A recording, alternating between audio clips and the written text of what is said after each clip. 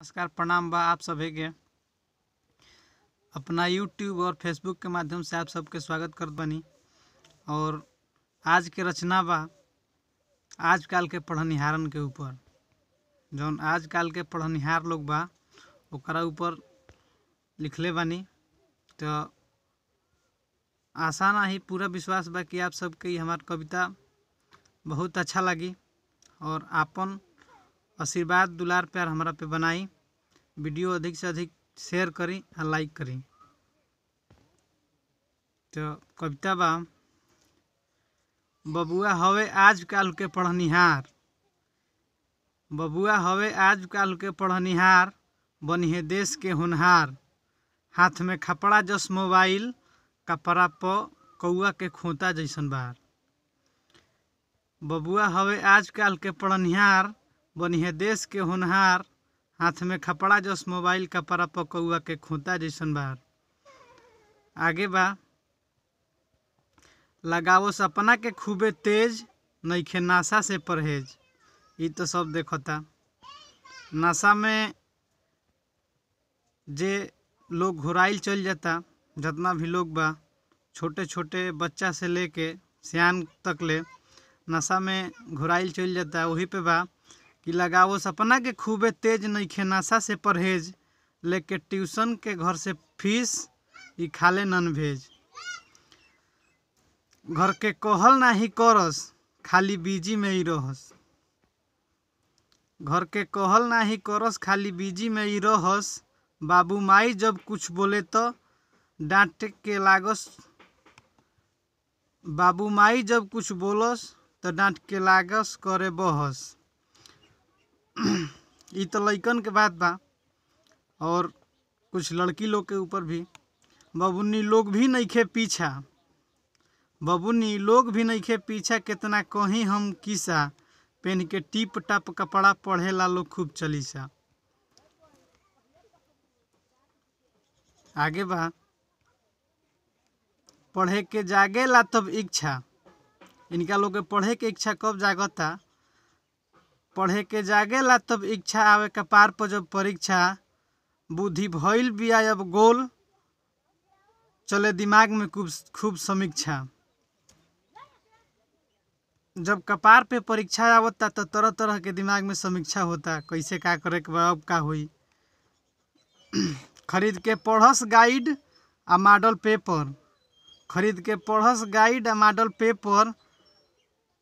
मन लागल बा पढ़े में, नंबर आई फर्स्ट से ऊपर। अब गाइड आ मॉडल पेपर लेके पढ़त तारन, सोचे तारन कि फर्स्टों से ऊपर हम नंबर लेके आई। खरीद के पढ़स गाइड मॉडल पेपर, मन लागल बा पढ़े में, नंबर आई फर्स्ट से ऊपर। टाइम से खाना ना घोटाला, बन गइल इनकर बनल छूटल इनकर सुपर। अब टाइम से खाना घोटात नहीं खे, सुपर बनल सब भुला गइल बा जब परीक्षा नियर आ गइल बा। आगे बा, करस रटवा रटंत के पढ़ाई, नटरी फारस चिलाई चिलाई। करस रटवा रटंत के पढ़ाई, नटरी फारस चिलाई चिलाई। जितना सुबह शाम पढ़स, दोपहर में जाले ही भुलाई। रटवा रटंत के पढ़ाई तो ऐसा होखबे करला, जितने रट रट के पढ़बो उतना जल्दी आदमी भुला भी जाला। परीक्षा के दिन आखिर में आइल, अब परीक्षा के दिन आ गइल तब देखी क्या होता। परीक्षा के दिन आखिर में आइल, बबुआ के हीरो गिरी सब भुलाइल। कापी पेपर मिलल जब हाथ में, कपार में कितना बार बा सब गिनाइल। जब कापी पेपर हाथ में आ जाता तब कपार में के बार गिनाए लगता, वो घड़ी अकिल जहुआ जाता। आगे बा, पेपर हल भइल आधा अधूरा, अक्षर लागे बकुला बेलूरा। पेपर हल भइल आधा अधूरा, अक्षर लागे बकुला बेलूरा। पास होखब तो प्रसादी चढ़ाई, भखौटी होता है मन में कि पास होखब तो प्रसादी चढ़ाई। याद अइले नगर के देवता देवी पूरा। पेपर हल भइल आधा अधूरा, अक्षर लागे बकुला बेलूरा।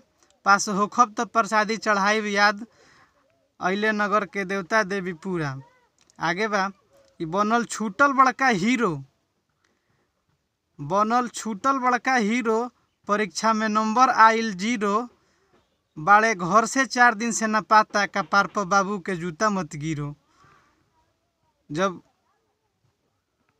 परीक्षा के रिजल्ट आवता तो बबुआ 4 दिन से गायब बड़न कि कहीं बाबू के जूता हमारा कपार पर मत गिरो। वही पे बा कि बनल छूटल बड़का हीरो, परीक्षा में नंबर आइल 0, बाड़े घर से 4 दिन से न पाता, कपार पर बाबू के जूता मत गिरो। इहे तो हालात बा। बाकी कहे के भाव बा कि बाटे निहोरा संतोष के ए भाई, मन लगा के कर पढ़ाई। हमार इहे निहोरा बा। बाटे निहोरा संतोष के ए भाई, मन लगा के कर पढ़ाई। बाटे इहे सुनहरा मौका, मेहनत थोड़ा मेहनत से जिंदगी धन्य हो जाई। हमारा इहे निहोरा करतनी कि जे भी पढ़निहार लिखनिहार बा सब मन लगा के पढ़ो लिखे, जिंदगी धन्य हो जाई। ना तो ये सब लफुआ लफंगा गिरी में कुछ रखल बाना। बाटे निहोरा संतोष के भाई, मन लगा के कर पढ़ाई। बाटे इहे सुनहरा मौका, थोड़ा मेहनत से जिंदगी धन्य हो जाई।